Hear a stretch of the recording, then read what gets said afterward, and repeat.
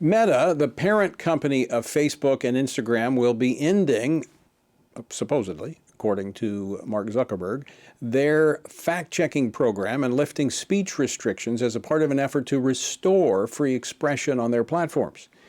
Now, in a video message today announcing the changes, the Meta CEO, Mark Zuckerberg, called the recent election, quote, a cultural tipping point toward once again prioritizing speech, end quote. So what could this mean over the next 4 years and beyond? Joining me to discuss this, Stefan Padfield, Executive Director of the Free Enterprise Project at the National Center for Public Policy Research, which presses corporations to stay out of the political and social engineering fields. Stefan, thanks so much for joining us. Welcome to Washington Watch.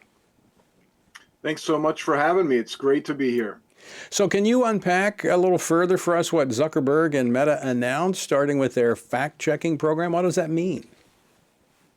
Well, it seems to mean that while they have previously relied on third parties and algorithms to essentially take down posts and comments, that they're basically shifting to the system that we see, many of us that use X, formerly Twitter, where the post will stay up absent some really glaring, egregious could be child sex trafficking, something like that, that might take it down. But anything other than that, I think Zuckerberg was quoted as saying, if you could say it on the House of Congress, then you can say it on our sites now, would just get community notes that would, clarify, provide various perspectives. And so certainly seems like a step in the right direction. We have certainly complained, those of us on the right, for a long time about how these fact checkers, quote unquote, unbiased fact checkers, were really just partisan, left-leaning, censorship shops. And so it does seem to be a step in the right direction. But as always,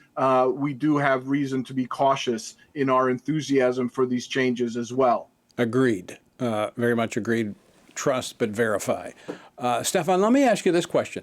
Would we be having this conversation if we were looking at Kamala Harris as president?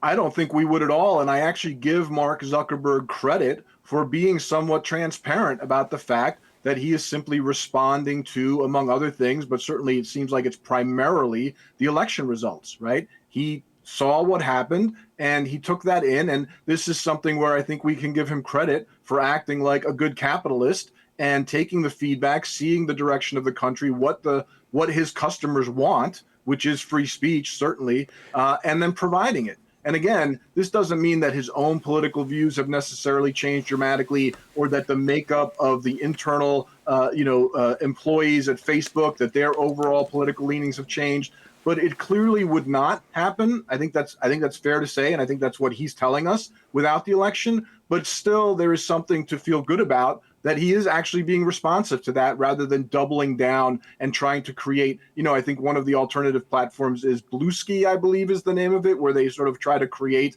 the old leftist censorship utopia. And I think that's not faring very well. So he could have done that, but instead he's actually trying to provide some free speech and give the users what they want. And we should reward that. I agree when people are moving in the right direction. But as you said at the beginning, I think we've got to verify that this is in fact true. But I would also underscore, Stefan, that this is today. But what happens 4 years from now if we get another leftist that emerges? Because, public opinion is somewhat fickle. I mean, I think the First Amendment is ironclad in the Constitution. It's a principle that Americans have fought and died for. We shouldn't need an election to remind us that it's important. But I do believe that this is a window of opportunity in which we need to fully exercise this freedom and kind of cement it back into the public mindset so that the next election won't affect it.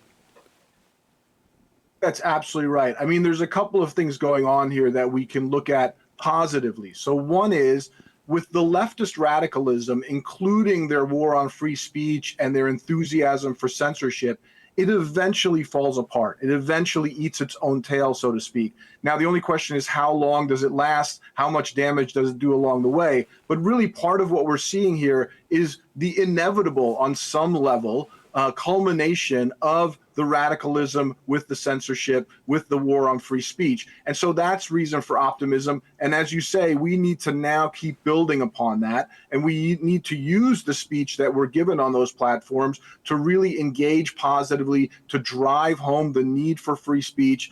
But to some extent, I think we can take comfort in, this is a saying I hear a lot, the common sense of the common man, right? These censorship efforts have failed ultimately because of the common sense of the common man and the integral belief in free speech. It has made its way through ultimately after some tumultuous times. And as you say, now we get a chance to prove that it works and continue to defend it. We've just got about a minute left. Do you think this is going to impact other tech giants that are in the social media field? I think it has to. Now, some will try to differentiate themselves, right? So again, I think Blue Sky is the other network that's trying to sort of position itself as the old Twitter. But at the same time, it's hard to ignore when a force like Meta, when a person like Zuckerberg sort of just tips his hat to the cultural shift and makes this dramatic change. So I would expect to see more rather than less. It's similar to what we're seeing with a lot of corporations walking back DEI right now. Right. We're seeing more of it rather than less once the truth breaks out as to how problematic the left's agenda is. Stefan, thanks so much for joining us. Appreciate your insights on this. Thank you.